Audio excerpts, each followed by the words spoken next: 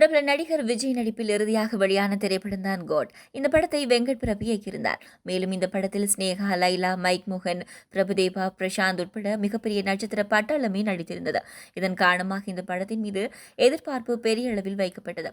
அது மட்டுமில்லாமல் கோட் படத்தை பற்றி வெளியான தகவல்கள், போஸ்டர்கள் என்பன ரசிகர்கள் மத்தியில் எதிர்பார்ப்பை தூண்ட வைத்ததோடு விஜய் தொடர்பான செய்திகளை பிரபல யூடியூபர்களும் எக்கச்சக்கமாக அள்ளிவிட்டார்கள்.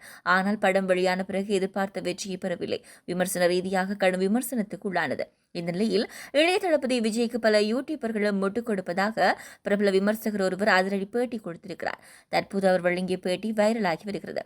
அதன்படி அவர் கூறுகையில், விஜயனுடைய கோட் படம் வெளியாக 3 மாதங்களுக்கு முன்பு அது பற்றி பல தகவல்கள் இணையதள பக்கங்களில் தெரிவிக்க விடப்பட்டிருந்தன.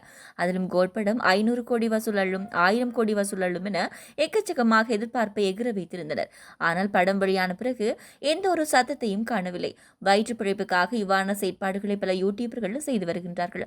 அது மட்டுமில்லாமல் ஒரு படம் நன்றாக இருக்க வேண்டுமென்றால் அதன் தயாரிப்பாளர் சிறப்பானவராக இருக்க வேண்டும். அதன் மூலம் தான் அதில் நடிக்கும் ஹீரோக்கும் வரவேற்பு, மரியாதை கிடைக்கும். மேலும் சமீபத்தில் புஷ்பா படத்தின் தயாரிப்பாளர் தில்ராஜ் வீட்டில் ரெய்டு நடந்தது.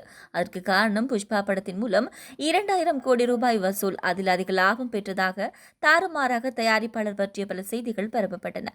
இதன் மூலமே புஷ்பா பட தயாரிப்பாளர் வீட்டில் ரெய்டு நடந்தது. அதற்கு காரணம் ஒரு சில யூடியூபர்கள் பார்த்த வேலைதான் என தெரிவித்துள்ளார். தற்போது அவர் வழங்கிய பேட்டி வைரலாகி